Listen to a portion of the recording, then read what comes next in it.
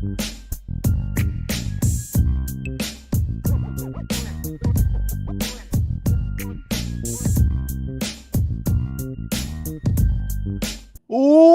to the show. Glad to have you with us. It is June 1st. We are back after kind of a scattered last couple of weeks in terms of who's here, who's not, who's doing a show, who's not. And I can barely hear myself right now in my own headphones. Can you hear me okay, Jesse? Yes, I can hear you just great. All right, swell.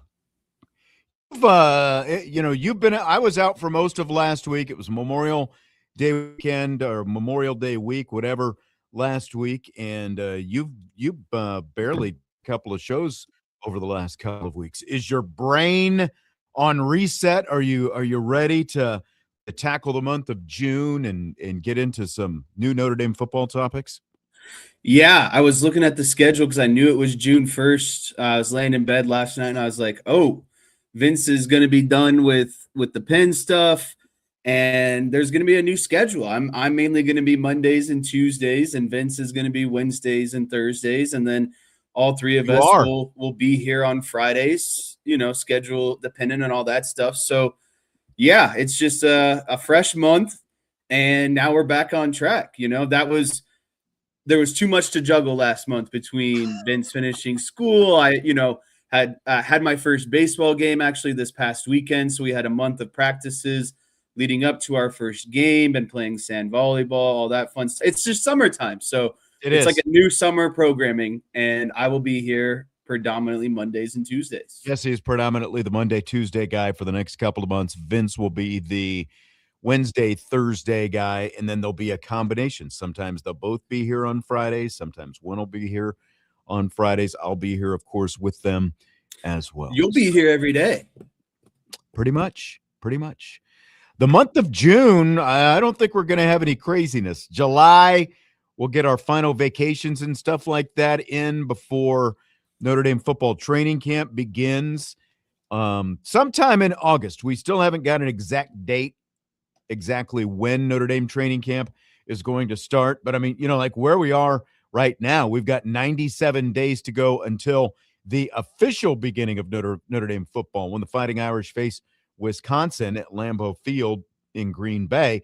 But there's only roughly 60-ish days until the unofficial start of the season when training camp actually begins. And as you know, again, the season kicks off officially on September 6th, but we are into the official new chapter of Notre Dame football once training camp begins. To me, that's when the season actually begins, because we've got new stuff to talk about.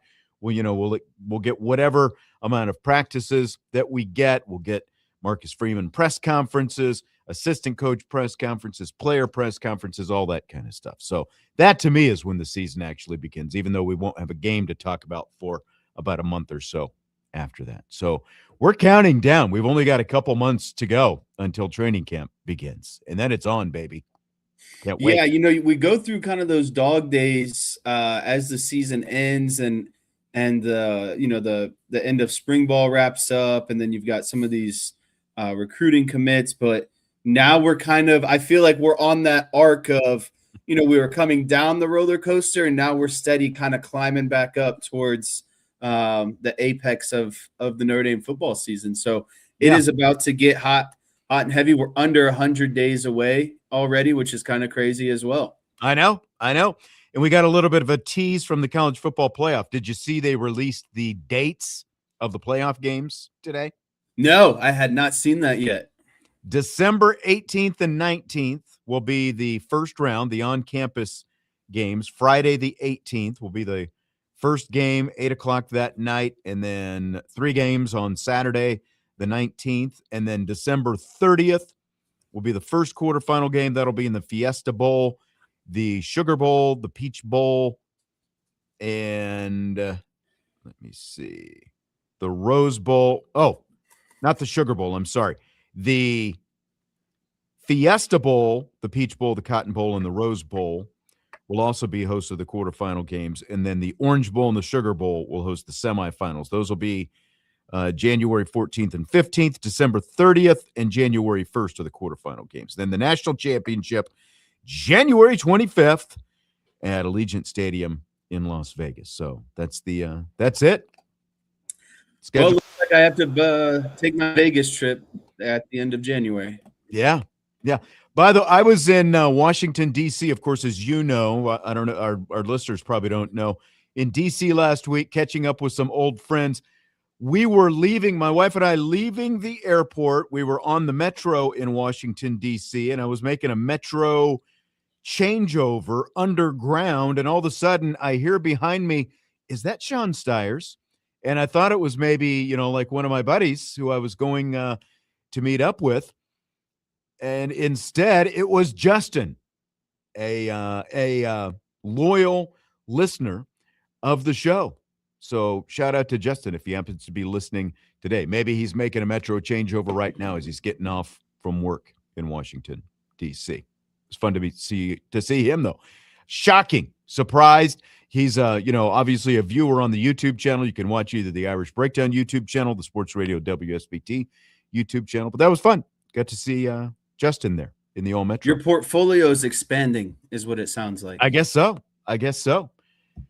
All right, we're going to talk about the offseason because I figured since we have turned the page and we are in the month of June and we are in that sort of up ramp now. Is that what you call it?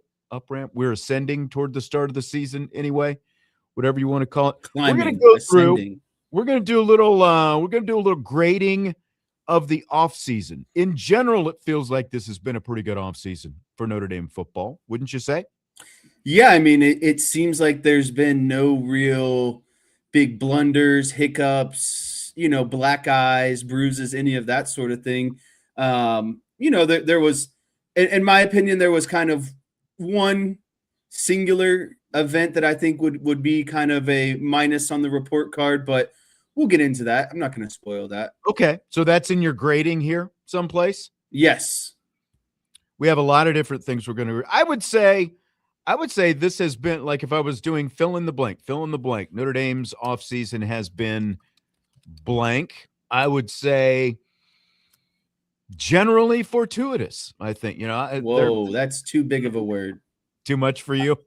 I was going to go with productive. I don't know if that was too easy. Fortuitous? I mean, that's not that big a word. Come on. They touch that. In the well, I'm glad Tommy Guns is here. Isn't here. He'd make fun of me for another word that I do or don't know.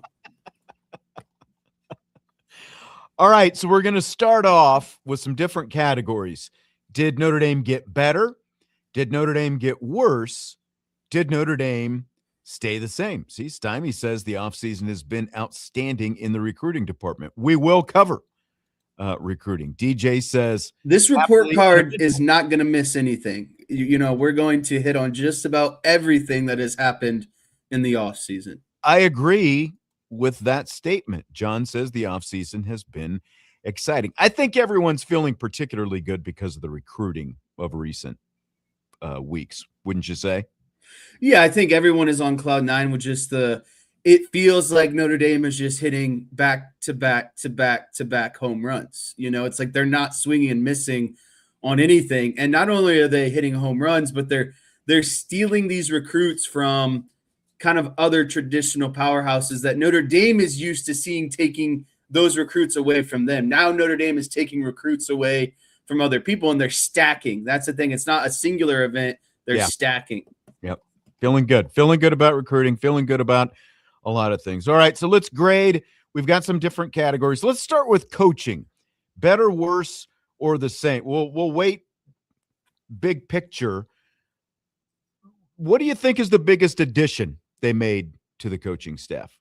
Yeah, I think the biggest addition that they've made so far to the coaching staff has to be Charlie Partridge, just because of what he did. Obviously, the defensive line coach, what he did at the end of the season at the portal, or I guess you could say the beginning of spring, and his additions, along the defensive line. But then he's kind of doubled down on that with the recruiting as well. And I think the Notre Dame defensive line is in a state or a condition that hasn't been seen in a really long time. Yeah, I agree. I think that Partridge is the biggest addition as well. I mean, they made they basically had to overhaul the defensive staff with the exception of Chris Ash. And when you look at, as you just kind of detailed, the specific recruiting that he has done, and then also, again, it's not that we necessarily saw anything night and day different because we didn't get to see a whole lot of live stuff, of course, during the spring. But at least, at least if listening to the players, the defensive linemen specifically, talking about the kind of things and the kind of detail that Charlie Partridge has covered, and listening to Partridge as well talk about the detail that they were covering in the spring. I think it's a really, really good sign when you've got basically a technician type of guy. Like to me, it's kind of, a little bit like the Harry Heastand maybe of the defensive line side of things, a little bit older school guy who's hyper Yeah, focused on attention to very specific things. technique. Yeah, technique. And like he was talking about pass rush with um I was about to say Bryce Young, and he was talking about foot angle and all these just very minute details in terms of what it's going to take to make him to improve the pass rush of Bryce Young, for example, and talking about details those small and how he thinks that that's ultimately going to lead to bigger things. I don't think that we heard Al Washington talk about that kind of very hyper focused detail. So again, short-term results when you combine the recruiting and just based on the things that we saw and mostly heard during the spring, the returns on Charlie Partridge very high, I would have to say, on the day. Yeah, and I mean, I thought the defensive line, to take it just a little bit a step further. I know it's a glimpse and it's a controlled environment, but I really liked what I saw out of the defensive line during our time at the spring game. I felt early on they definitely were taking it to the offensive line, and then once the offensive line kind of slowed some stuff down and got into some more, controlled sets, I think the offensive line kind of won, I guess you could say, the second half of the spring game. But I didn't think that the defensive line got dominated at any point in that game, and they were the ones taking it to the offensive line for a good portion of the first half of the spring game. So then when you look at coaching, as we do our evaluation of this offseason, the additions, the subtractions, biggest loss is who? Yeah, I think that this one is the obvious. It's Mike Mickens on the defensive side of the ball.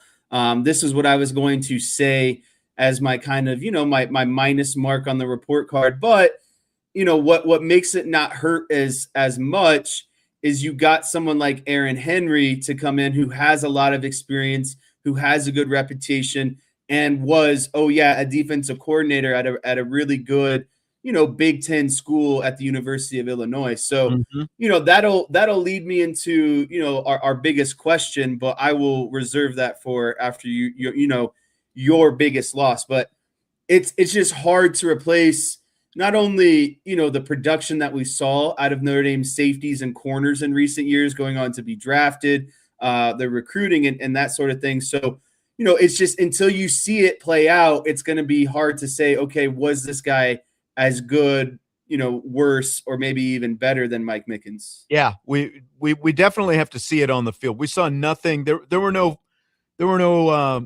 alarm bells or anything like that during the spring. But I agree. It's the loss of Mike Mickens. I was curious to see if as much as you thought of Max Bulla, especially, and like the whole linebacker background and all that, if you would have any. Even if Mike Mickens probably was still good, like if was Bulla at all close for you losing him to Michigan State? He was, but then you have to look at the track record of who replaced him. A guy that's been at Tennessee, Michigan, and had a lot of production as well. And so while it hurts, you're replacing him with someone that has really more experience, but I don't know. The difference is I think Bulla's ceiling might end up overtaking Brian John Marie's at some point, but for what they're doing at Notre Dame, I think that they got a really good replacement, to be the linebackers coach. Yeah, and it's interesting because we haven't said a thing about the offensive side of things, but of course they bring everybody back on the offensive side of the ball. So there were no offensive additions over there, which means there were no losses over there. I'm not going to completely give mine away. My biggest question about the coaching staff is still going to be on the defensive side of the ball. Do you have an overriding coaching question, or not even overriding, just a next in line coaching question? I'm assuming that your biggest question is going to be the defensive side of the ball, the way that you were teasing it. Do you have a big question on the offensive side of the ball when it comes to coaching, though? Yeah, I mean, my biggest question is definitely on the defensive side of the ball, but to, have a little fun here, my biggest question on the offensive side of the ball is, what does Juwan Sider look like now that Jeremiah Love and Jadarian Price are gone? Like, it's an easy situation to step into when you have 2 first-round running backs.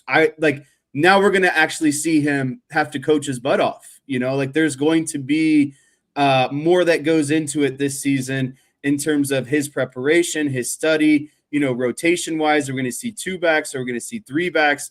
How are they going to utilize Aeneas because of his ability to catch the ball out of the backfield? You don't want to overwork him as a receiver and a runner. So there's a lot of questions. I think there's a good amount of talent there, don't get me wrong, but it's how does Juwan Sider deploy that talent at the end of the day? Yeah, it's still unproven talent for the most. Like even like you can have a guy like Aeneas Williams who has done some good things in a reserve role, but it's still in a reserve role. He hasn't had to be the guy. And when you also have a running back coming back from injury as well, I mean, there's just and Nolan James as well, who's going to be in the mix, and the injury, of course, being Kedron Young. But so you've got your starting guy who was the number 3 guy last year, and 2 guys after that who saw little to no action last year.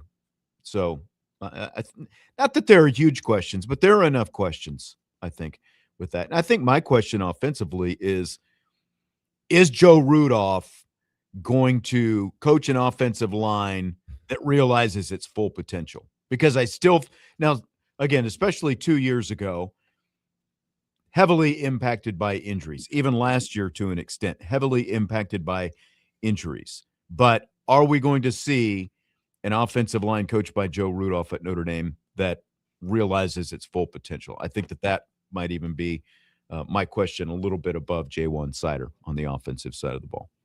We haven't even talked about the importance of retaining Marcus Freeman after the NFL flirtations and all that kind of stuff. Feels like probably ancient history at this point. Obviously, he is fully focused on what's going on this year. But again, like when you've got a guy who took a team to a national championship 2 years ago, and like keeping him around in spite of all that NFL interest, especially when you had the 2 most heavily reported teams being Pittsburgh and the New York Giants, 2 fairly historic teams when it comes to the NFL, both of them having job openings in the same offseason. And then you throw the Baltimore Ravens in there as well. I think it's fairly significant that Marcus Freeman decided to stay around. Yeah, I mean that is kind of like the most obvious. Like, since we're talking about coaching in general, like everything would be worse if Marcus Freeman had left, and it would have just been a downhill avalanche, essentially. So that was like obviously key component number 1. How do we get Marcus Freeman back, and how do we also not only for a season, how do we make sure that he's secure in what he wants and needs for 5-10 more years? Because think of the potential domino effect. Recruiting probably doesn't look the same as it does. Oh, not at all. If Marcus Freeman's gone, coaching staff doesn't look. I mean, everything is just kind of wiped out essentially. Mm-hmm. That's right. Okay, so we'll wrap up the coaching segment. We've done biggest addition, biggest loss, and we've talked about the potential concerns. What's the biggest question you have regarding coaching coming into 2026? Yeah, my biggest question is centered around Aaron Henry. And I think more specifically, his title is co-defensive coordinator. And so I'm curious what that relationship and dynamic looks like with everyone's favorite person, Chris Ash. Is he a sounding board because he is also technically the secondary coach, and that's where Chris Ash struggled the most last year? Is he going to get more feedback from Aaron Henry of, okay, this is what we're good at, this isn't what we're good at, we can't force certain schemes or designs on these guys, we need to identify what they're good at and just move on from there? And so how much of a dynamic relationship is that actually going to be with the title of co-defensive coordinator? Yeah, I don't think it's all just him, Henry. I think that it's these new additions because of the fact that you have two such veteran coaches as well, with both Jean-Marie and Partridge coming in there. So, I mean, you obviously have new assistants at all levels, but we saw how things got settled down last year with a new defensive coordinator, with all those position coaches who were in place. They were finally able to get things figured out. And so that's kind of my biggest question. It's more about Ash than anything is, have they truly figured it out, or is Ash going to try to revert at all to any of those, very questionable ways that we saw in those first three? Yeah, it almost feels like, is he going to have checks and balances at this season with some of the additions along the defensive staff? Is it, and I'm not saying this is what it was, but it seems like it would move away from dictator style and be more or less kind of, okay, what are you seeing? And then taking it all together and then making the decision. And I think, we've talked about this before. It's not like Marcus Freeman, Al Golden were these absolute, knock the ball out of the park in their first year as a defensive coordinator. It was his first year back in the college, realm. Hadn't been even a full-time defensive coordinator at the NFL level. So I still think there was a little bit for him to learn in his first season. And so I'm really curious to see how this whole defensive unit moves in year two of Chris Ash and the additions that they made in the coaching staff. Freeman in 2021, again, like we talk about ancient history, it's not quite been, it'll be 5 years this year since 2021 when he was Brian Kelly's defensive coordinator at Notre Dame. But remember those explosive plays that Florida State lit up the Notre Dame defense for in his first game as defensive coordinator. And, it took a little bit of time to get things shored up for Marcus Freeman as well. I think there's always an adjustment time when I think a new coordinator like that comes in and he has new personnel. But I think bigger picture, because you do have a head coach with a defensive background, and all those other guys, like, it just felt like there was a miscalculation on the defensive side of the ball in terms of what they had personnel wise and what they needed to be doing. Yeah, and I mean, I don't think it's a coincidence that Henry was a defensive coordinator at Illinois, right? Like, he's got the track record of being a full-time defensive coordinator in arguably the best conference in college football over the last few seasons. We've seen Ohio State and Indiana win national championships, and those are teams that Henry's defense has had to go up against. Bear pushing back on you about the market had Marcus Freeman left. This is obviously sarcastic, but Bear1234 in the YouTube chat says, Jesse, we might have gotten Mike McCarthy or Jason Garrett. Oof. Could you imagine those two trying to recruit someone? Oh my gosh. Good luck if you're a Pittsburgh Steelers fan this year, by the way. Aaron Rodgers on his last legs, and you've got Mike McCarthy, the head coach. You're going to be wishing by the middle of the season that you had Mike Tomlin still. I can all but, well, I won't say I'll guarantee that, but I'm fairly solid with that right now. All right. So we've covered coaching. We'll take a break. When we come back, offense, defense. And we'll also talk a little transfer portal recruiting. We are grading Notre Dame's offseason to this point, January 1st, as we roll into, or January 1st, June 1st. See, I was looking at college football playoff schedule earlier. June 1st, what are you counting there? Well, if you think about it, you said January 1st, and that's really kind of when the season ended for Notre Dame. And now we're at June 1st, and that was a whole 5 months ago. So this show is really grading or talking about the last 5 months, basically. Yep. And I didn't even say this. This has been a long off season. That's probably what I should have gone with. My description of this off season. It has been long because the season ended so prematurely. Right. Obviously, like the 2024 season went all the way into mid-January. The 2025 season, unfortunately, ended in November. Big difference right there. And as a result, we've had a long and, in my opinion, torturous offseason. But the lights are brighter with all this recruiting, and now we are in June, and we've got our eyes toward the beginning of August when fall training camp begins. Let's take a break. We'll continue evaluating more of Notre Dame football's offseason coming up next. Weekday Sports Beat with IrishBreakdown.com.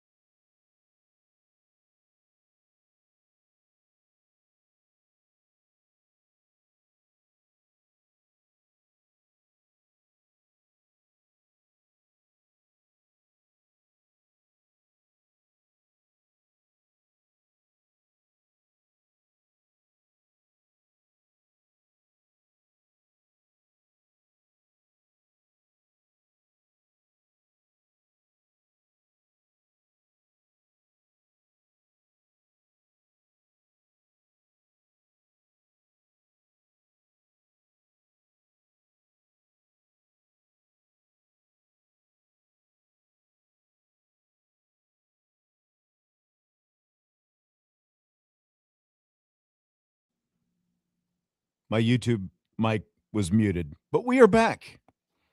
Better than ever. Rolling through the 5 o'clock hour from some time off last week. I'm exhausted right now after all that travel and somewhat late nights and early mornings and everything else in between. So, John in the YouTube chat says Mike McCarthy won a Super Bowl. This is, of course, in reference to what we were just talking about with the Steelers hiring Mike McCarthy. You just keep telling yourself that, John, and see how much difference that makes. I told myself that when they hired him in Dallas. What difference did it make? Zilch. So, but go ahead. Go ahead. I don't have much faith. I was going to say in the Mike McCarthy experience, so I don't either. I am much more happy with Brian Schottenheimer, and that is where I'll leave that conversation. I feel a wager could be coming. Like Sloppy Joe. Touche. So did Barry Switzer. How many jobs did that get him post Dallas? 0. Are you telling me that every blind squirrel occasionally can find a nut? Yeah. I mean, that Packers Super Bowl, as you look back on it now, that particular season, it obviously turned out to be a lightning in a bottle type deal. They had Aaron Rodgers in his prime. They were a wild card team. They got hot at the right time, like a lot of wild card teams have done over the years, and they won a Super Bowl. Now, they also had best record in the NFL with Mike McCarthy and Aaron Rodgers at least once, if not a couple of times after that, and they were complete flops in the playoffs. So, like, to me, kind of like with what's his name, Sean Payton. I mean, he had a Hall of Fame quarterback in New Orleans too, and they won one Super Bowl. Is it enough to win the one Super Bowl, or when you have, Hall of Fame quarterbacks in their primes, is it a bigger knock against them that they didn't win more Super Bowls? I think it's a bigger knock against them personally. I realize it's hard to win the Super Bowl, but you had Hall of Fame quarterbacks in both places. You did, and there was still abundance of talent elsewhere. Aaron Rodgers had some good wide receivers during that time. I know you can't control everything that goes on, but everyone knocks Bill Belichick, but he squeezed the most out of Tom Brady. He did. I mean, big squeezes. That's right.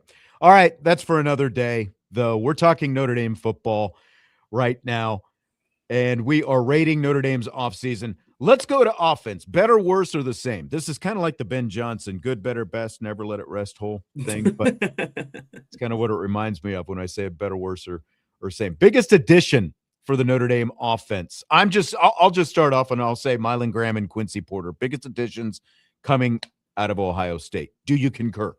Yeah, I would have to concur with that. I was just going to say overall, the wide receiver talent that was added through the transfer portal, they're going to need it, I believe, and I think that's only going to heighten CJ Carr's playmaking ability. Totally agree. And obviously they went a different route with the transfer portal this year and decided to go with high talent upside coming out of Ohio State. I mean, if you're going to grab a couple guys from the portal, obviously Ohio State is the program to do it from. They had gone the more experienced route the last couple of years.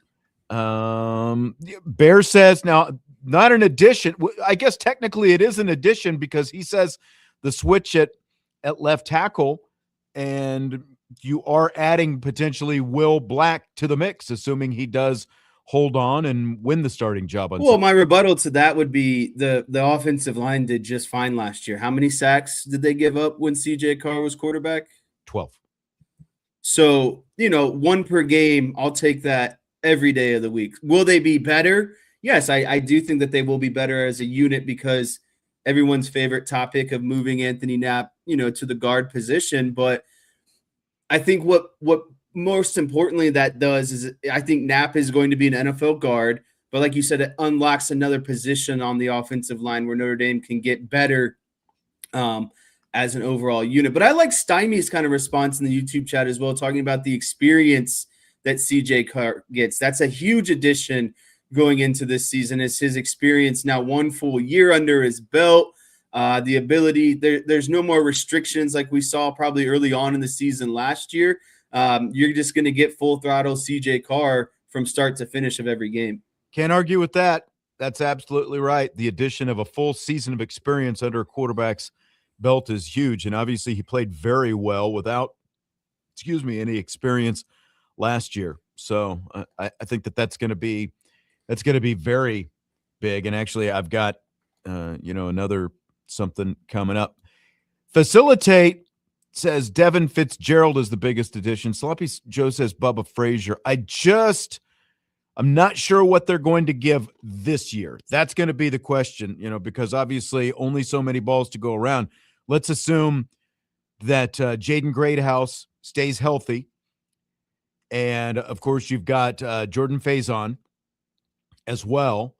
And, then you also have Mylan Graham and Quincy Porter. I mean, I think those 4 are going to see the ball a lot. And so the question is, how much are Fitzgerald and or Frazier as true freshmen going to be able to be involved, especially when you also have guys like Elijah Burris who could find himself in the mix? Like, how much will Gilbert and or Cam Williams find themselves in the mix? I think a lot of that still has to be sorted out. So tons of talent, as we know, in that wide receiver room, tons of young talent, but I don't know how much those freshmen are going to be contributing this year. Yeah, I mean, it's a complete 180 from, when Chauncey Stuckey was forcibly removed from the wide receiver room. And ever since Mike Brown has taken over, this wide receiver room has gone through a complete transformation and has really upgraded. You have a good mix of kind of, the experience. You got a new mix of these really super talented kind of middle of the road guys. And then also you have obviously the super talented young guys. And so it's going to be a battle, but that's the type of battle you want, is your guys to push each other, because I think you're only going to get the best result. I concur. Biggest loss on the offense, I think that's fairly obvious. Yeah, when you have a Heisman finalist, we don't have to waste too much time on this, but it's clearly Jeremiah Love. Well, and another first-round pick at the same position with Jatarian Price. So I think both of those guys kind of go together. And I think that, we'll get to that in a second. Who's the most important returnee that you've got for the Irish? Is it Carr? Yeah, I mean, it's got to be CJ Carr. And so, instead of giving that as what I would call like the lazy answer, I'm actually going to go with Anthony Knapp because I do think he is the most talented offensive lineman. He has the most experience. And again, we just talked about him returning, and his positional flexibility is only going to allow Notre Dame to play, more guys like Will Black and be a better overall unit at the end of the day. And so I really think that Anthony Knapp is the biggest returning guy outside of CJ Carr, because he's just got a ton of experience, a ton of talent, and he unlocks the rest of the offensive line. All right. I like that. If your goal is to get the best 5 guys on the field, then absolutely. I think there's a very strong case for him. DJ says Ashton Craig. Who are you going with if it's not CJ Carr? You could make the argument for Aeneas Williams, because without him, how confident would you feel about the running back room? Yeah, I was thinking him. I was going back and forth between him and Faison, actually. And, again, I know I don't know that Faison is thought of as like the guy, but yeah, but he's so dependable. Yeah, exactly. And he'll do anything you need him to do per the game plan. You need him not to catch any balls? That's fine. He'll block on the perimeter. You need him to catch a 3rd and 2 slant over the middle of the field? That's fine. You need him to catch a tunnel screen and go for 15 yards? He'll do that as well. That's right. Do a little bit of everything, and he was your leading receiver last year as it was, and that was on a team with with a guy who ended up being drafted fairly high, who's we're going to have to unfortunately see twice a year with the Giants. Be curious to see how it translates to the NFL, but he's a big body guy, obviously. Did you see they brought back OBJ today, by the way?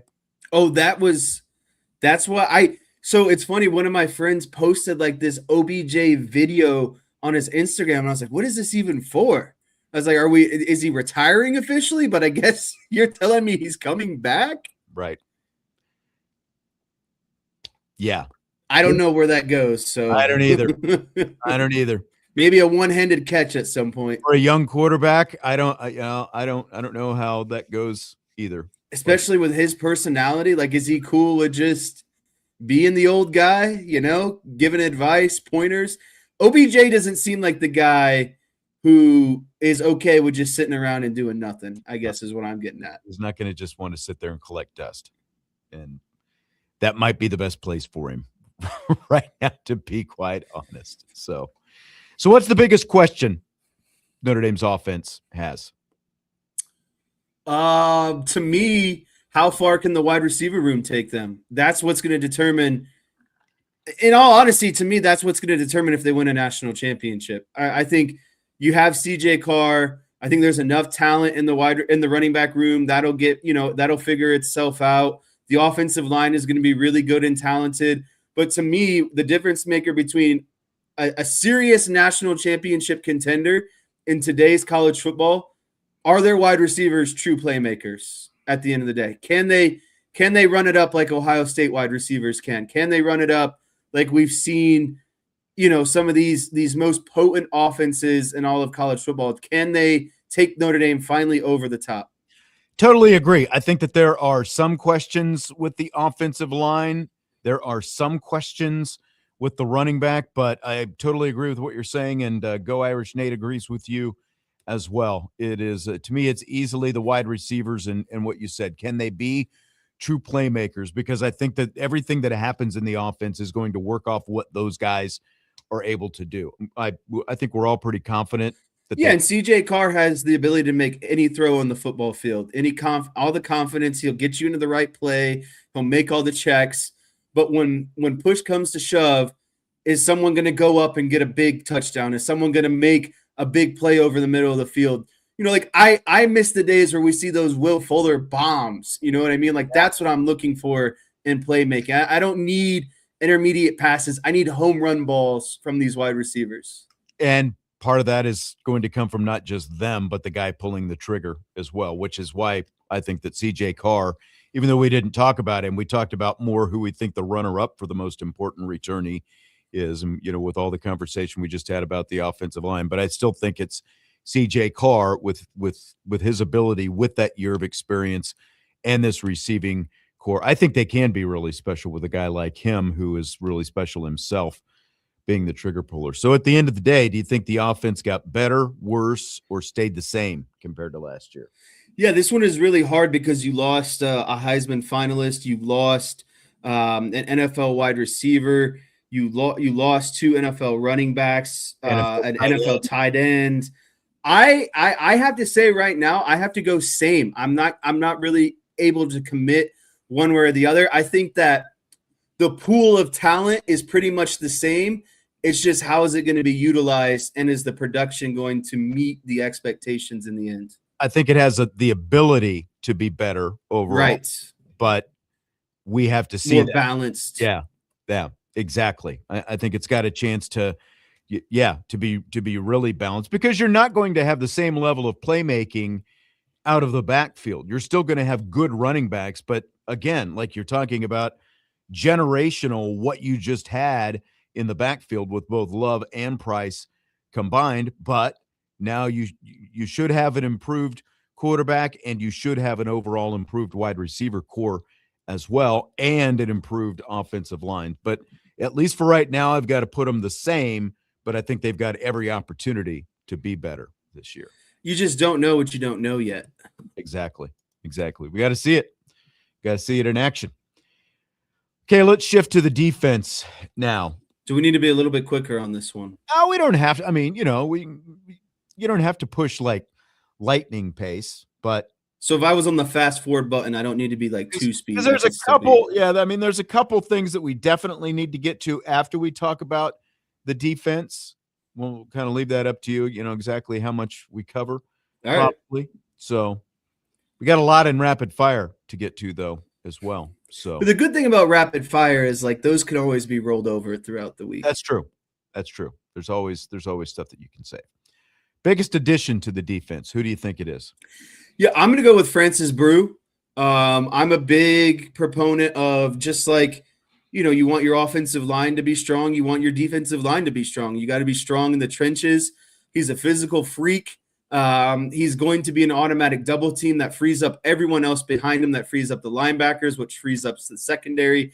If Brew can get in the backfield, it's that much less time that your secondary has to cover. If he's occupying two guys on a double team, that's a linebacker that can now flow free behind him and make the correct run fit. So, it's like Aaron Donald, like the guy, and I'm not saying he's Aaron Donald, but that's the type of impact that he can have on a football game when you have a dominant defensive tackle. So Notre Dame needed to get strong in the trenches, especially with some of the departures on the defensive line. And I thought that they nailed it by getting one of the best defensive tackles in the country.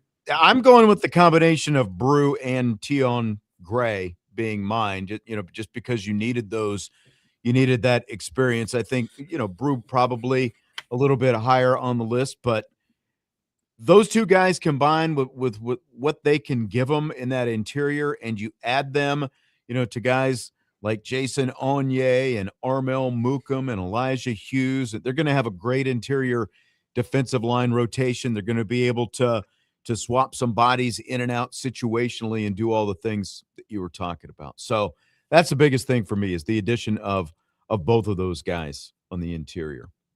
Biggest loss for the defense. This one was tough for me. And I mean, honestly, I almost have to swing it back to not necessarily a player, but more to the coaching staff that we were talking about earlier. I don't know what you think.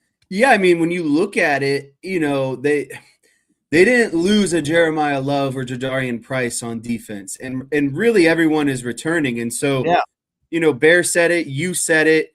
It's Mike Mickens until we see what Aaron Henry's all about at the end of the day, and if we see any decline in the secondary play, because we've seen like just elite secondary play, elite production in terms of turnovers, getting those guys onto the second level, as in going on to the NFL. So, Aaron Henry has a big shoes to fill.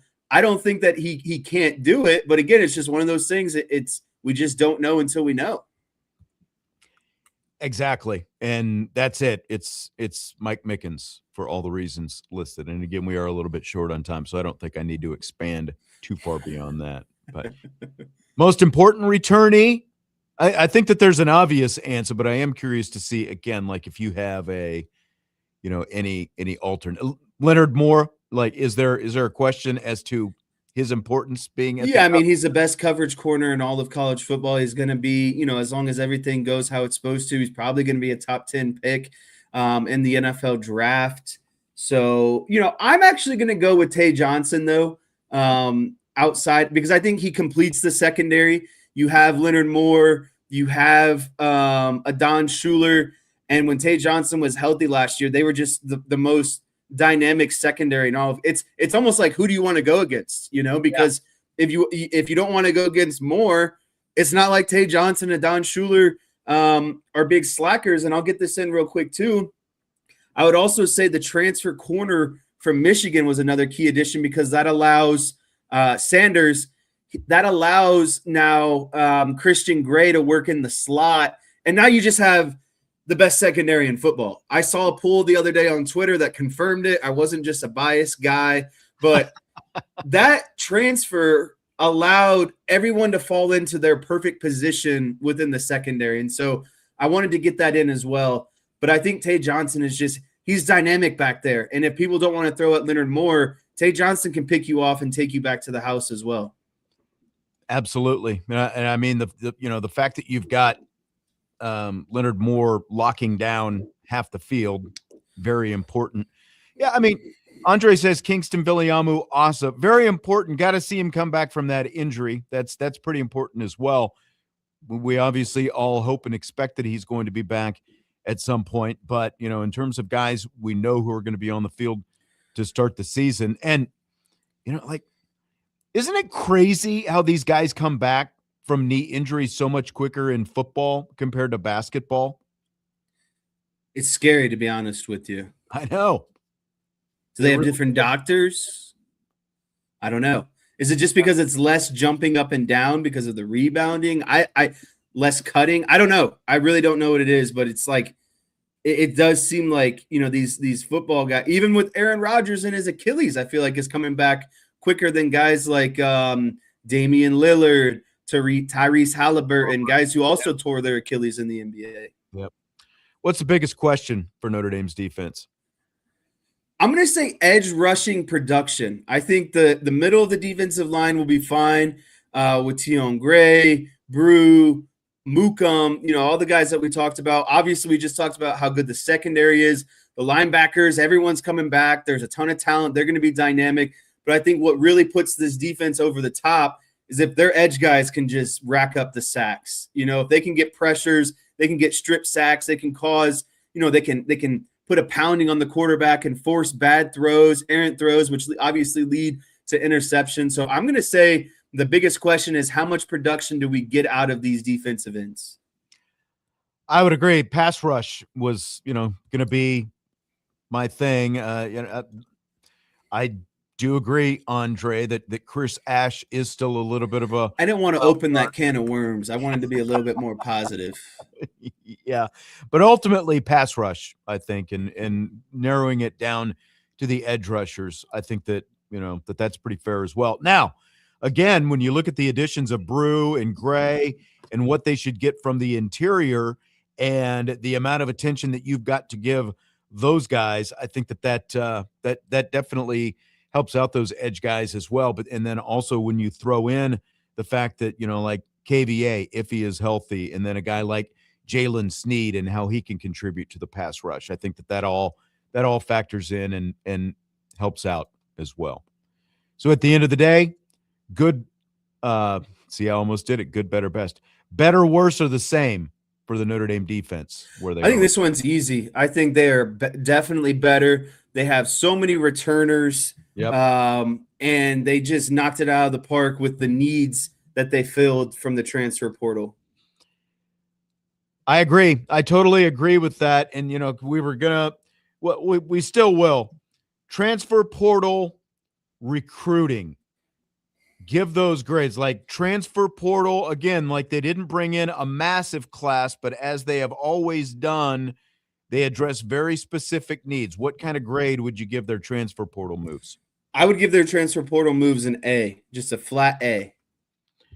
I agree, and especially when you consider how little they lost via the transfer portal, with Burnham being the most significant guy. But again, I think with what they added with you know, like upside with someone like Keon Keeley, what they added, you know, on both sides of the ball via the transfer portal, I think that it's an easy A for what they did this offseason with the portal. Recruiting, they've got the 4th ranked class for 2027 right now. Is this an A or is this an A+? This is an A+ for me because I think they're getting the guys that they want. They're stacking the guys that they want at the positions that they want, and they're all high-end players at the end of the day. So I'm giving recruiting an A+. I give it an A+ as well. 82% blue chip ratio that they have, the combination of 4 and 5 stars. That's a very good number. Brian Kelly with his "my job was to rebuild the program, not to win national championships." Didn't sniff 82%. I think he sniffed it maybe once in his whole time at Notre Dame. So an A+, I think. Coaching hires, what's your grade for the coaching hires? I'm going to give that an A- for now, and we'll see how it plays out. What is really swinging me from a B to an A- is that they got a guy that was a defensive coordinator to come on and be a secondary coach and be a co-defensive coordinator. To leave a coordinator position to come be a position coach and have that title. But, you know, I think it's more about what he does with the secondary. And then you add a guy with all the experience on the defensive line and at the linebacker, you know, like you've got a lot of experience at all 3 levels that they were able to add. More experience than what they had with the guys they lost, to be quite honest, you know. But again, like the biggest question is is what happens there in the secondary when you lose a guy like Mike Mickens. But it's I agree. I would put it at A minus as well. What about NIL? It's amazing how just a couple of years ago there was concern that maybe Notre Dame wasn't going to be able to keep up in this space, but I don't think that's the case when you look It's at got to be an A for me because no one's turning down Notre Dame because of NIL. right. You haven't heard someone say, "Oh, I wanted to go to Notre Dame, but they couldn't fully give me or compensate me what I'm looking for." And if Notre Dame can't, they're still swinging the package that it is better overall, even if they can't maybe match dollar for dollar what other places can. I totally agree. Like again, like you don't hear about it in quite the same way at Notre Dame as you do in some other places, but they're sitting pretty. They're sitting pretty in terms of NIL right now. So I give it an A as well. National championship chances as we evaluate this offseason before we wrap this up. Did they get better, worse, or stay the same in these first 5 months of the offseason? Really, I have to go with better. You knocked it out of the park with your transfer portal. You got what you needed. There was obviously, a couple new coaching additions. I thought those were all, home runs. Defensively, you're returning a lot of players, a lot of production. Some of the top secondary, what is going to be probably the top secondary in college football. Offensively, you return one of the best quarterbacks. I think one of the best offensive line units. And again, it's just going to come down to what that wide receiver room can do. But on paper, even though they lost a Heisman finalist and 2 first-round running backs, I still think that they are better overall as a team. Absolutely. They've got an experienced quarterback, the most experienced position on the field. You've got a lot of potential, still a P word right now, for the wide receiver room. But really, when you look at all levels of this team, secondary, linebackers, defensive line, offensive line, tight ends, quarterback, running backs, wide receivers. I don't think I left anything out. Really, you only have some minor questions at 2 of those levels, and they're both on the offensive side of the ball.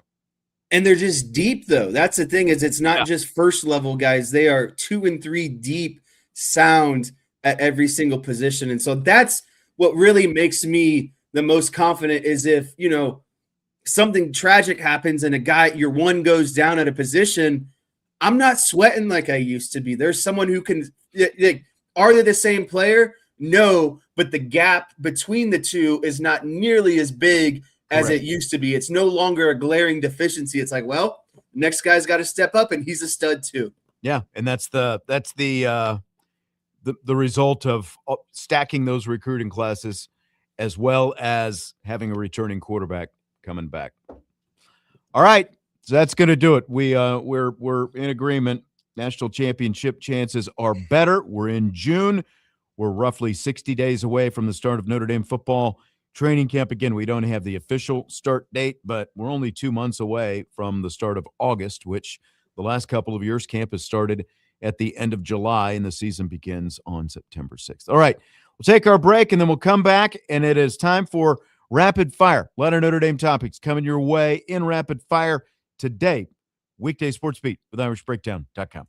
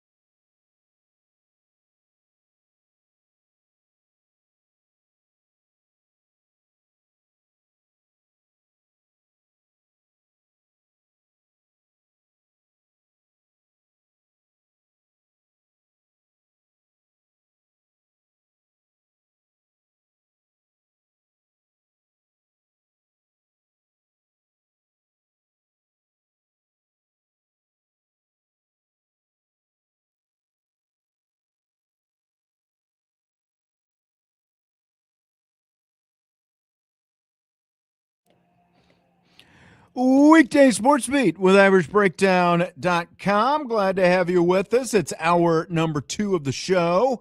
I'm Sean Stiers. Jesse Stiers is here as well. And because it is 6 o'clock, that means it's rapid fire time as Jesse's screen goes black and blue and in and out, off and on. Are you ready for rapid fire? I am ready for rapid fire. I had a snack stuck in my tooth from the break, and I didn't want to see people to see me picking it out. Before I rapid fire you, let me ask you this. Have you noticed any changes to your Twitter feed in the last week or so? Yeah, it's less diverse. It seems like very singular topic.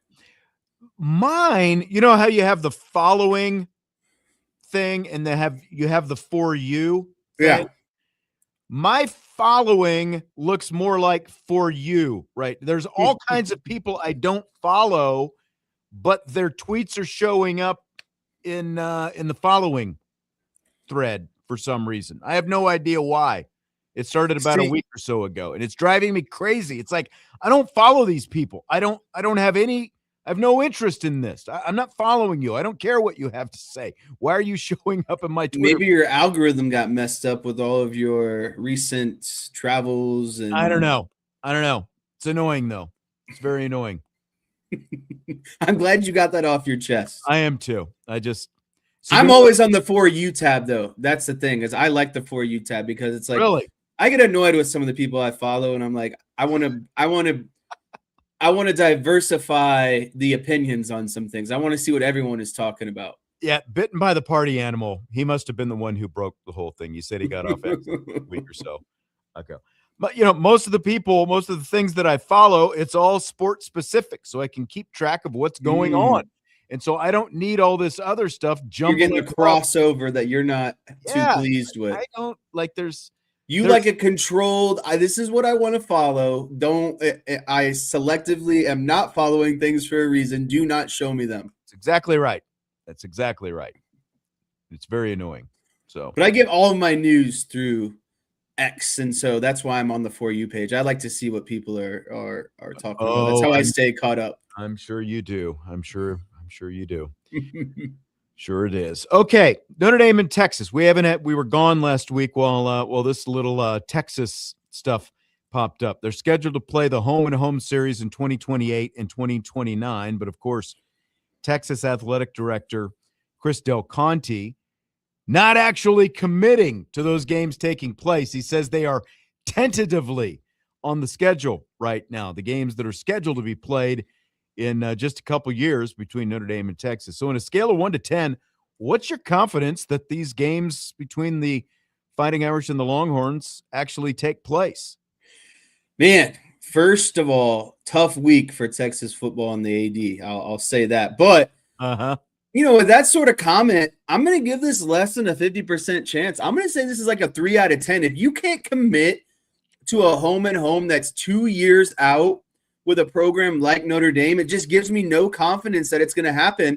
And I think what this is piggybacking off of is what's going to happen in terms of the college football playoff expansion. Do we see it or not? And I think if it expands, sadly, we won't see Notre Dame play Texas.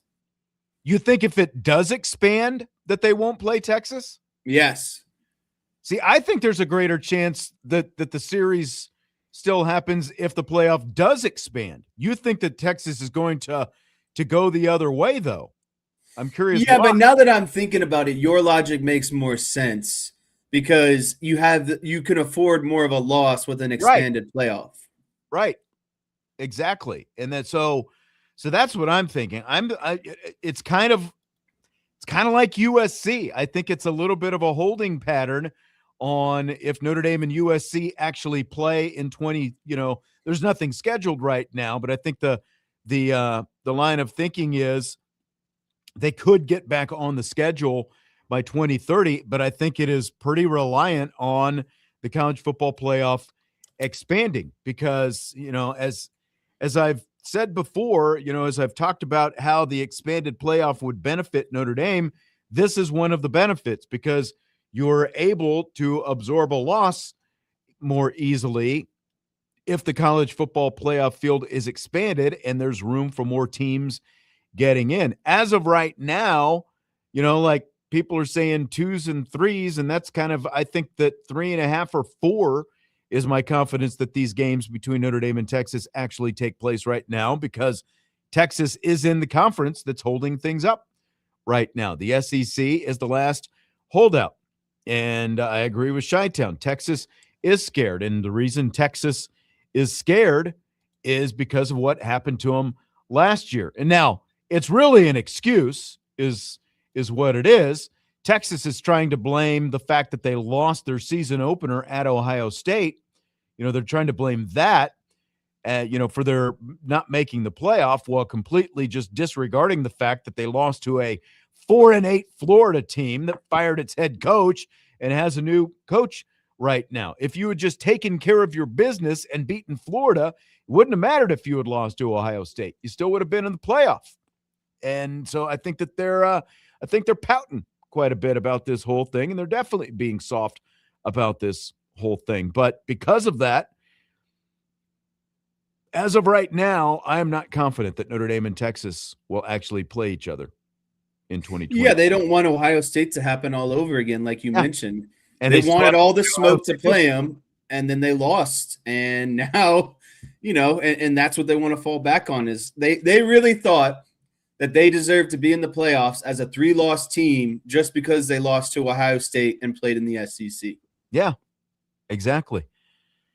And that's it, Josh. Shouldn't have lost to Florida. That's what kept them out. Losing to a sub-500 Florida team is what kept them out, not losing to Ohio State. Shouldn't have lost to Florida. So my confidence is low. Now, the interesting side of this, I think, is Texas Tech head coach Joey McGuire, who just kind of loves trolling Texas at this point. Joey McGuire, he's trolled Notre Dame a little bit in the past before, but he says if the Longhorns won't play the Irish, that his Red Raiders will. So are you in or out on a potential Notre Dame Texas Tech home and home if the whole Texas thing falls through and Texas bails out? I am in on this, and I love Joey McGuire's bravado, because all of last year, all that was really said is, well, you did good, but you played in the Big 12. And so he's like, you know what? We'll play anyone. I've got the boosters backing me with all this money. My defense is extraordinary. Offense is still questionable, but the reason why I'm so in on this, and I hope this doesn't come back to bite me, Texas Tech is an easier opponent than Texas is. Can we not say that? Like, would you rather go against Texas Tech's offense or Texas's offense? Would you rather play Arch Manning or whoever Texas Tech is rolling out at quarterback? I'm going to say Texas Tech. I don't care how good their defense is. I would rather play Texas Tech than Texas. I totally agree, Jesse. I totally agree that I would rather play Texas Tech than Texas. I mean, because like there's all this back and forth between them. And remember, this started even before Texas started talking about maybe backing out of the series. It started with, in terms of the Texas Tech stuff, with Sarkisian taking the shot at Texas Tech, talking about their schedule, saying his 2s and 3s could go out there and, go undefeated against the schedule that Texas Tech has. I think that you would still get a great strength of schedule boost, right, if you're Notre Dame for playing a series like Texas Tech. But in terms of who would you rather play? Who do you have a better chance of beating? It's Texas Tech all the way. So I would take that in a heartbeat if you're Notre Dame. I think it'd be a great alternative to Texas. But if Texas backs out, I don't know that I haven't heard their athletic director, Texas Tech athletic director, actually come out and say he would do it, but at least the head coach is willing to do it. And I think that from a Notre Dame perspective, you're already going to play this home and home with BYU over the next couple of years. So that gets you 2026 and 2027. So if Texas backs out and you've got Texas Tech in 2028 and 2029, you've got, at least right now, the top 2 teams in the Big 12, 4 straight years. I think that would be perfect. I was just getting ready to say, you now have this direct pipeline with the Big 12. Who knows? Maybe if the ACC pisses them off enough, Notre Dame just moves on to the Big 12, and now you have this new pipeline. I mean, Brett Yormark would love this because he thinks that the Big 12 would just dominate Notre Dame. So why not put the ball on the field and say challenge accepted on both sides? That's absolutely right. And then you've also, in the meantime, you've got Joey McGuire also calling the opponents. Did you see that? Like, he's called the teams. Yeah, to buy him out, to try to let Texas and Texas Tech play week 1. I mean, it's the ultimate respect move, in my opinion, because he's putting his money where his mouth is and said, all right, you think your team's so good? I'll buy out both of our opponents and we could go at this week 1 Battle of Texas. You know, how sweet would that be, seeing two Texas teams, Texas schools, you know, powerhouses duking it out in the first week of the season? It's just kind of the ultimate grudge match, you know? And you got, what's his name? Cody Campbell, the big Texas Tech booster, willing to put up all the money to do it. So, I mean, they're obviously willing to spend some money down there in Lubbock. So, you know, it at least respect the game that they're spitting right now. You know, whether or not they can actually back it up on the field when it comes time to do it, they're at least willing to give it a go. Okay, so new EA Sports College Football 27 cover is out. Leonard Moore is on the cover. Does Moore being on the cover make up for the fact that you've got Curt Cignetti staring at you, staring into your soul at the front of this thing? I put it up here in the YouTube chat for everybody. Yeah, I mean, just to kind of, you got Curt Cignetti in the middle over his right shoulder, or I guess his left shoulder, our right shoulder. You have Tony, the wide receiver from Miami. On his other side, you got Dante Moore. Directly behind him, you have someone from Texas. I don't even know who that is.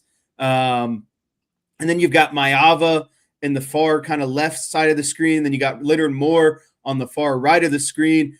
I think it's amazing Leonard Moore is there, but this is just the most awkward, goofy cover of all time because you just got Curt Cignetti kind of look. I know it's like the Curt Cignetti look, you know, that was kind of like trademarked all over social media when they were making their run, but it's like, get this goofy dude out of my face. I don't need to see Curt Cignetti as the front and center, you know, guy on College Football 27. I don't know. It looks ridiculous. It's supposed to be about the players. The last thing I need to do is see Curt Cignetti on the cover. I agree. That's Ryan Wingo, by the way, for Texas, the wide receiver that they've got. I was a little surprised to see him and like no Arch Manning, and you've got Maava and Dante Moore as the quarterbacks on there instead. Okay, Arch must have some sort of thing where he can't be on the cover. He might have. Who knows? I mean, they throw him some money. I don't think it's a massive amount of money for doing it, but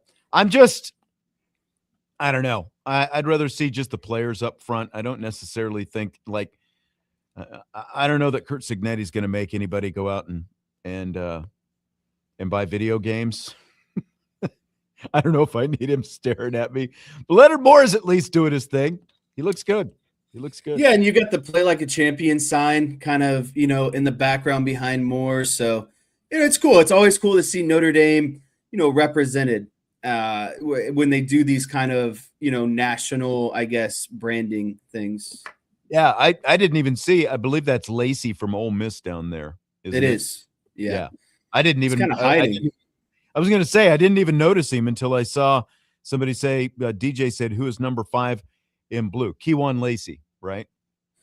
Yeah, and it's weird they have the LSU Tiger in the back waving the flag as well. It's like, what has LSU done recently besides hire Lane Kiffin? Yeah, what would really be funny is if Lane Kiffin was just kind of lurking back there in the back. But anyway, Leonard Moore on the cover of College Sports 27. I don't know exactly when it comes out, but what's that? That's at least 2 years in a row now, right? That Notre Dame has had somebody. Yeah. I can't remember if they had somebody before that for the first one or not. All right, we'll take a timeout. When we come back, we've got some more college football talk, couple big moves in the NFL. Trades made, first-round picks, and potential Hall of Famers being traded today in the NFL on June 1st, the first day that trades are now allowed as the calendar flips over into the month of June. So we'll do that as Rapid Fire continues on Weekday Sportsbeat with IrishBreakdown.com.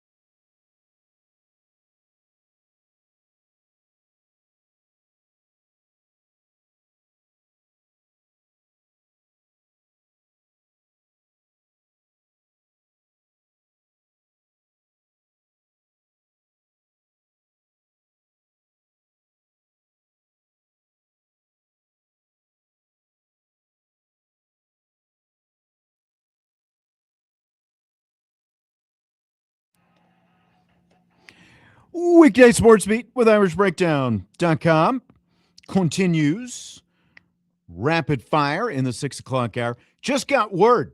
Guest on tomorrow's show. We're going to talk a little Syracuse with my guy Brian Higgins up there in Syracuse. We can talk a little football. We can talk a little hoops. Jerry McNamara, new coach up there. So Brian's going to be with me at about 5:30 tomorrow. So looking forward to that. He's an entertaining guy. I don't know if you remember him at all. I don't think I do, but I mean, I'll be here, so. That's right. There's always plenty of fun to be had. Let's talk about these NFL moves made today. The Eagles finally traded A.J. Brown. They did it, traded him to the New England Patriots today. They get first-round draft pick in 2028 and a 2027 fifth-round pick. So after all this, Jesse, did the Eagles get better? You know, it's funny. I have a diehard Eagles fan that I know, and I sent this, and he's in a he's in a group chat that I'm in, and so I sent the tweet that he was officially traded, and I want to make sure I quote this per word. So he said, good. He either was selling or on purpose, or he was either selling on purpose or can no longer create separation because he's 30 years old. And I said, well, his problem was he still had Jalen Hurts as his quarterback. You can't create separation when Jalen Hurts is your quarterback because he can only throw maybe 2 or 3 NFL routes. And so I don't know if you know this, but defensive coaches and defensive players, they study film. And if a guy is only running 2 or 3 routes, it's really easy to cover those 2 or 3 routes. So I think the Eagles should be glad that they got a first-round pick out of him. I think that's kind of, first and foremost. I was a little surprised they got a first-round pick out of him. But, I mean, it's still – no matter who's playing wide receiver, it's still the same guy throwing him the ball. And that's the root of their problem, but they don't want to admit that. And they're still force-feeding this narrative that it's not Jalen Hurts and that it's all A.J. Brown. And then they drafted, Malachi Lemon, over the middle wide receiver, but a quarterback who doesn't want to throw the ball over the middle of the field. Like they drafted a wide receiver who is younger, obviously, and who they think is going to be an upgrade, but he's the kind of receiver, the kind of routes that he is best at are the kind of routes that the quarterback is the worst at. So I'm sure we're going to have plenty of Eagles fans tell us, what historically bad takes these are because Jalen Hurts is great. He won a Super Bowl, yada, yada. Okay, great. He also won a Super Bowl with A.J. Brown, by the way. So, I mean, A.J. Brown was an all-pro wide receiver, and now he's not anymore. Yeah. And a big part of that is not because of separation or whatever else you want to blame it on. I mean, you got Devontae Smith on the other side. Brown had more targets, and he only had one more catch than Devontae Smith. But if you've got, look at all those throws that they made to Devontae Smith, the guy with the speed, and all these highlights that the Eagles put up on their social media were Jalen Hurts underthrowing a guy with all this speed. They both have to keep coming back to the ball because Hurts can't get him the ball downfield. So, okay, great. I think the Patriots got better and the Eagles got worse. But like you said, they got a 2028 pick. They're not going to get it next year. They're going to get it in 2 years. The fact that they were able to get a first-round draft pick out of the Patriots for them, good for the Eagles. But you can't tell me that offense is going to be better without A.J. Brown next year.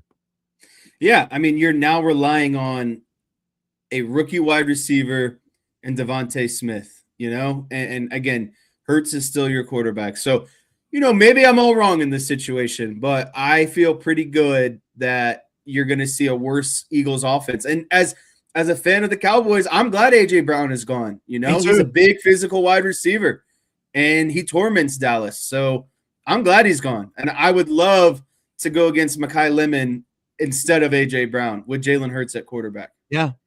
I like that matchup, Caleb Downs against Malachi Lemon. I'll take that. Yeah, every day of the week. Absolutely.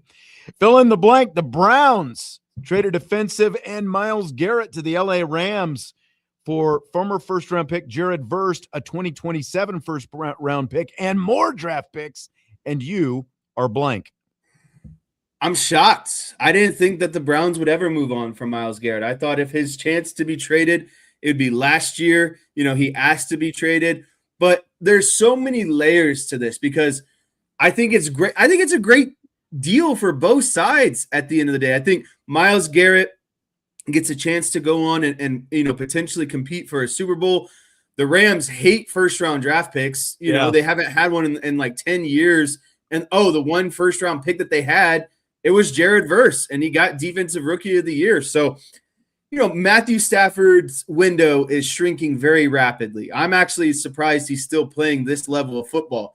They saw what the Seahawks did, their divisional rival, to win the Super Bowl. They were loaded on defense. They had the best defense in the NFL. That's what won them the Super Bowl.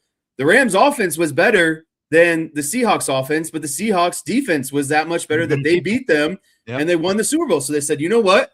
Hold my beer. We'll go out and get the best defensive player in the NFL. He's won Defensive Player of the Year. He set the single-season sack record. They gave up a first-round pick, a second round, a third round, a fourth round, and Jared Verse. I mean, the Browns are in a rebuild. They're always in a rebuild. So they have draft capital. They get rid of Myles Garrett's, crazy annual salary. I think it's a deal that works really well for both sides.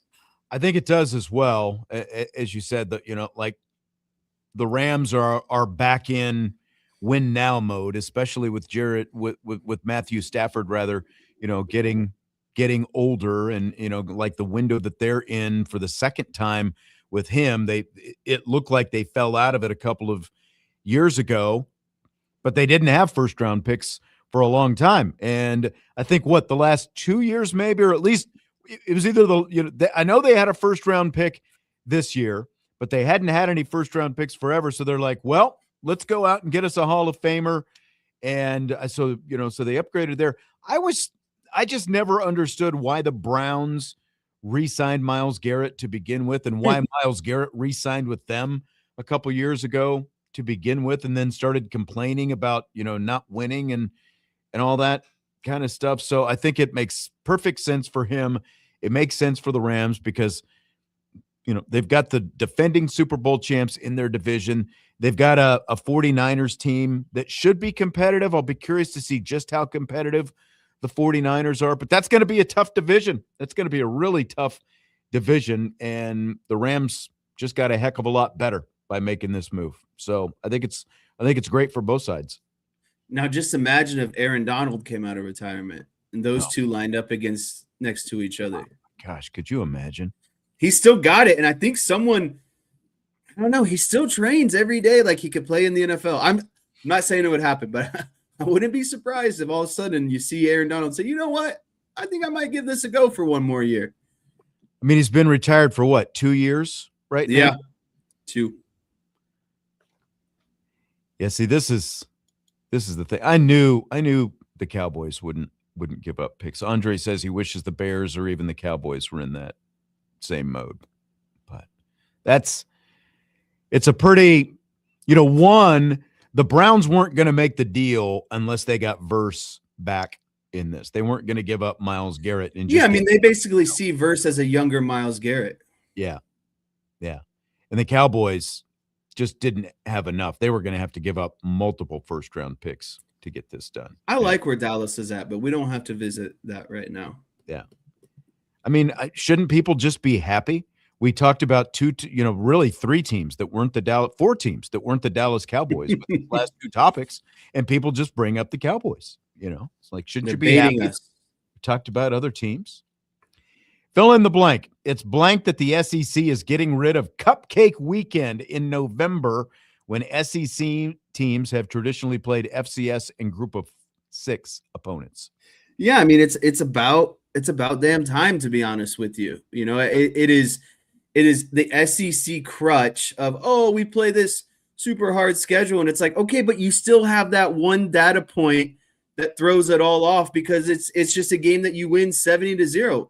It's like you don't even have to show up to those games. And so it's about time. I think it's one of the biggest knocks, and I think they finally got peer pressured into oh yeah, we play this hard schedule, but that doesn't mean we can just take a week off and play a nobody at some point throughout the season.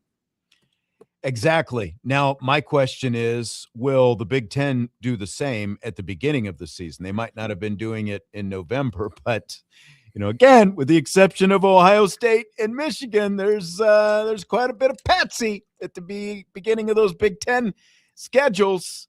I'm looking at you, defending national champion Indiana, when you open up 3 straight weeks with North Texas, Howard, and Western Kentucky. You know what I'm saying? So, Ohio State still challenging themselves, even though they got Ball State and Kent State. But I think it's great that the SEC finally did this. It's like basically giving yourself a bye week without taking a bye week. And like you had all these people concerned about like if you expand the playoffs, what are you gonna with the chance of sitting, teams sitting players and stuff like that in November. Like that was the week that where you really, I think, that possibly would have come into play. I still don't think it'll come into play. If you're talking about expanding the playoffs to 24 and, when you're actually playing conference games and rivals and things like that in the month of November, I don't think it's going to come in to play. And I think that this all but guarantees it. And again,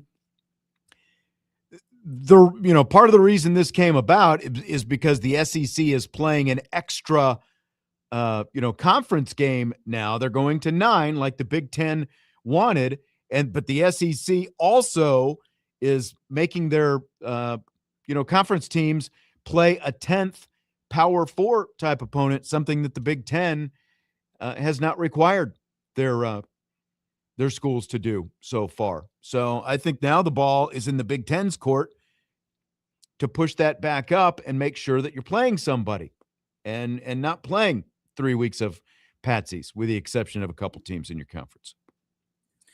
I feel like the Big Ten and the SEC are sparring right now, going back and forth of, oh, well, we're tougher, or we're tougher, or no, we're tougher. And now finally it's like, why didn't we just do this from the beginning?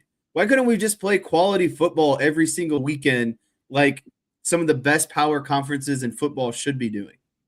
Exactly. Hopefully it gets to that. Fill in the blank. It's blank that Big 12 Commissioner Brett Yormark says his conference is the deepest in America. I had a hard time finding a singular word for this, but I'm just going to put he has to be on some serious hallucinogens to believe this, because I mean, like I don't know the exact raw numbers, but how many Big 12 teams have made the college football playoff comparatively? How many did we even see when they were in the final, when there was only 4 teams and it was really just TCU? Like, the last time the Big 12 won a national championship was 2005, and Vince Young was leading the Texas Longhorns, and they're no longer a part of the Big 12. Before that, it was Oklahoma, and back in 2000, and they're not even in the Big 12 anymore. So it's just, it is crazy. He has to be intoxicated to make a statement like that. But I mean, I guess it's not out of the ordinary for him, because he had all the comments about Notre Dame last season and how, Notre Dame would fare against a Big 12 schedule and all these things. So I think that the next few years are some really pivotal years for the Big 12, because they either can put their money where their mouth is, or they're going to get completely steamrolled and come to the harsh reality of where the Big 12 really is in terms of, the national playing field.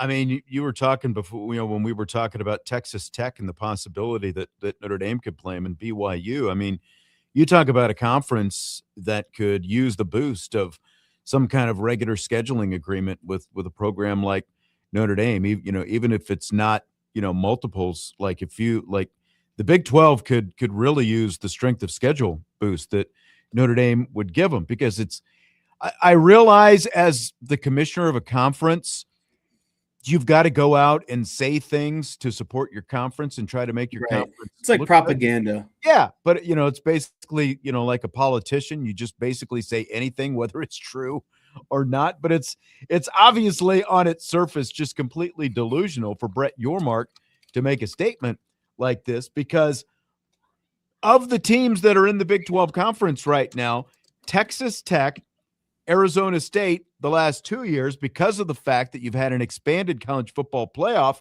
those two teams have made it, and you've still only had one team each year from your conference make the playoff. And the only other team, I guess there's two. I forgot about TCU.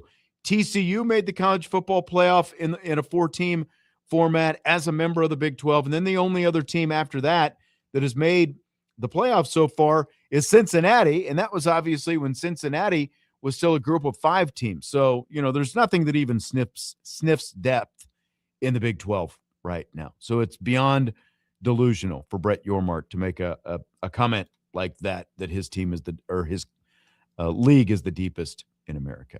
It's beyond delusional.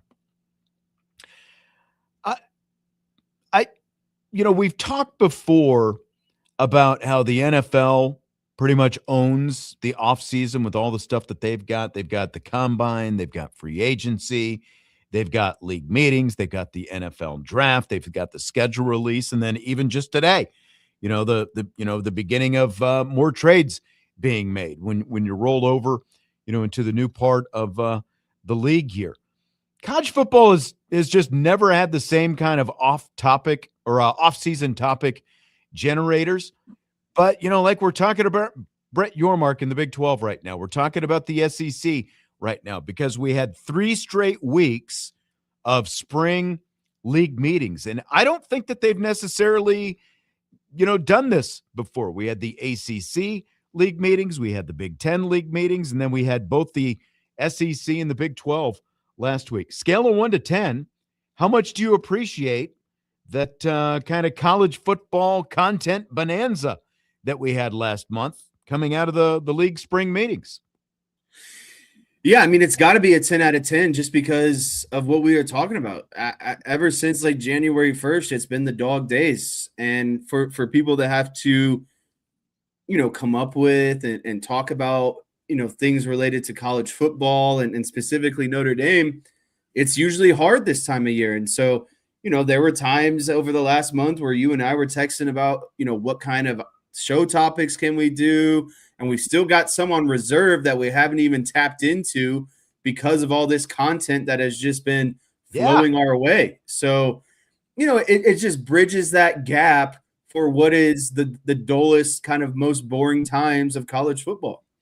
Absolutely. It's a 10 out of 10 for me as well. I mean, look at all, basically, now granted, again, we weren't around much last week, but there was enough coming out of the SEC. Like most of the content has revolved around college football playoffs. So I guess you're not always going to get big major topics, but as long as the playoffs are the threat or the impending expansion of the playoffs, as long as that's out there, you're going to get more. But that's exactly what we got. And I'm going to be honest, I don't remember them stacking these spring meetings like this, from one to the next. Usually you get into July and then you've got those, like the conference media days, the SEC, the Big 10, the ACC, and, obviously the Big 12, so we're going to get some of that in July at some point, once we hit mid-July. But I don't remember it being like this in May. So thank you very much, Power 4 conferences, for throwing your spring meetings like this at us in May. It was beautiful content. We appreciate it from all the content creators out there. I thank you. Yeah, I mean, you're not wrong. It's just been, like you said, I don't remember it being like this.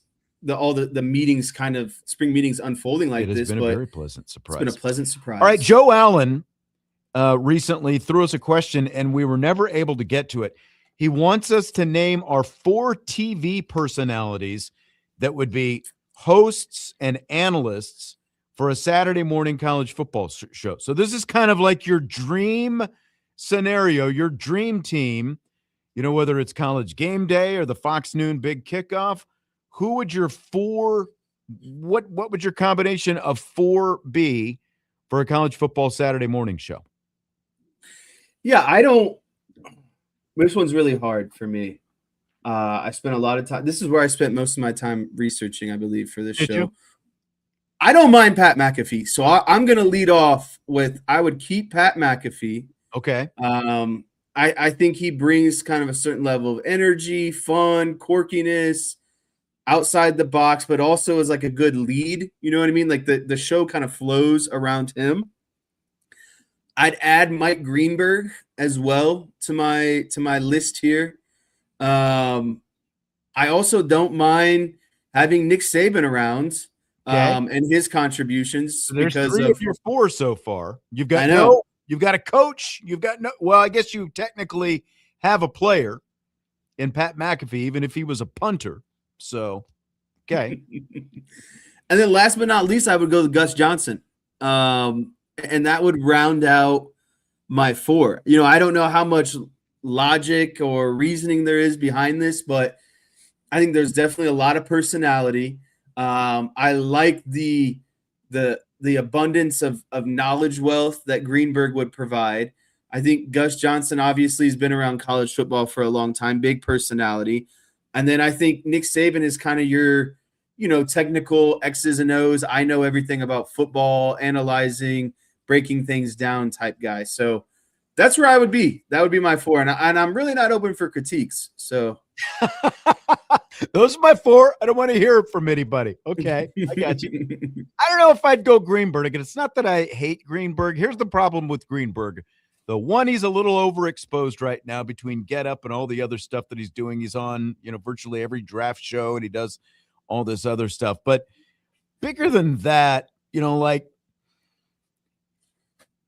Greenberg was the one who basically started this. Oh, if they expand the college football playoff, all these players are gonna sit out games. You're gonna see players resting for. He's the one who started that whole narrative, because Mike Greenberg is and I do think that he is a pretty good professional host, because he knows how to distribute. He knows how to be the point guard. He'd be my Reese Davis. Yeah, he knows how to pass things around. I can see that.